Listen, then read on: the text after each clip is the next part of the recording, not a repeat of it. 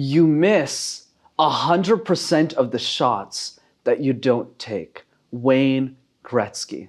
Look, I'm not a big fan of sports, there I said it, but I've always been fascinated by the psychology of some of the best athletes in the world, in really any sport, whether it's football or soccer or cricket or basketball.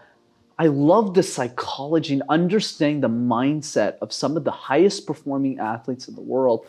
And that's exactly why in this week's episode of MasterTalk, I'm going to walk you through 3 lessons that I've learned from sports athletes across the world that apply to every single presentation. Hey everyone, Brendan here from MasterTalk, your go-to channel to mastering your talk. And today we're talking sports athletes. So let's get into it. Number 1, think about your communication journey in decades, not days. So many of us want success tomorrow. In some cases, yesterday. We want to get the result right away. But when we think about some of the best sports athletes, Kobe Bryant is a great example of this. He said famously in some of his interviews that he had a dream of being the best basketball player of all time at the age of 13. And then went on to win a world championship in the NBA almost a decade later. And the reason this is so important to mention is even for the most successful athletes in our society, they think about their dreams a lot earlier before they actually end up achieving them. In Kobe's case, it took almost 10 years for him to win his first championship. And that idea applies to how we progress in our communication skills. That means not getting frustrated by the short-term struggles and challenges we might have with mastering our filler words, our intonation, the way that we speak, and focusing more on the decade-long vision of using communication as a vehicle to make a difference in the world. And that's why, from my experience, the people who have big visions for the world generally have a much easier time mastering communication because the urgency for them to master this important skill is so vital to their success that they work 10 times hard for that dream. So focus more on the 10-year vision, and that will enable you to walk that communication path with confidence and, more importantly, conviction. Number 2, always watch the tapes. In an interview that Lewis Howes did with Kobe Bryant, Lewis asked Kobe, out of every game that you played, and he was in the NBA for almost 20 years, how many recordings of your games did you watch? And Kobe famously said, every single one.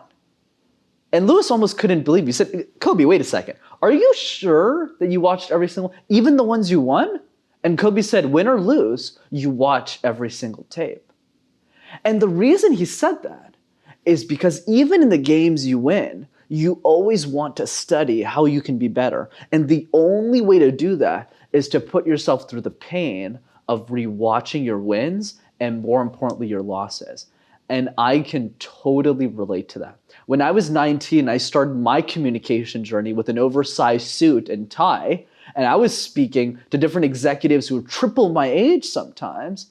It was painful watching myself present. Like now looking back and I look at myself, I go, oh my goodness, I don't want to go back there. But it was useful, it was important, and above all, necessary to my success. I needed to be willing to watch the tapes over and over and over again. So what are you waiting for? Are you looking to be an exceptional communicator? And if the answer is yes, I encourage you to watch the tapes over and over and over again. Because it's only by doing that that you'll truly become world class. Number 3, pressure is an acquired taste, so get used to it. Israel Adesanya, one of the champions in the UFC, is a fighter. He said that pressure is kind of like caviar. Not a lot of people like caviar, but a small group of people do. In the same way, when it comes to pressure, most of us, when faced with those types of situations, we tend to run away. We tend to move away from the pressure. When the truth of the matter is, the reason why most of us run away is because our brain is wired for survival. So whenever we feel anxious, whenever there's a lot of pressure, our immediate instinct is to survive, so to run away from it. But if you want to be a world champion, you need to learn to channel that pressure to your own advantage. How do you make pressure a weapon? Dwayne Johnson says this best as well. He says that when faced in touchy situations, never say, why me? Always say, try me. So in the same way that when we all think about pressure and anxiety, if we learn to channel that accurately and acknowledge it when it's there, we know that that moment is going to matter. And we also know that if we do it right, we can use it to follow our dreams and make important things happen. So remember, everyone, pressure is an acquired taste. So instead of running away from it, start getting used to it. Our challenge as people is to figure out what is the meaning behind our stories and sharing them in a way that inspires others to achieve their own greatness. Kobe Bryant.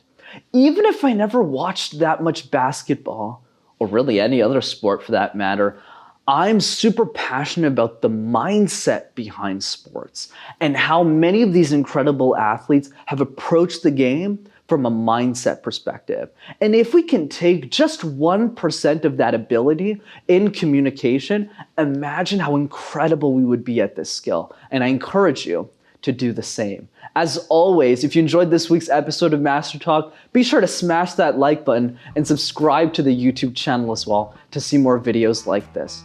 And if you know one person that likes sports, send them this video so they too can be one step closer to mastering their talk. All the best and see you next time.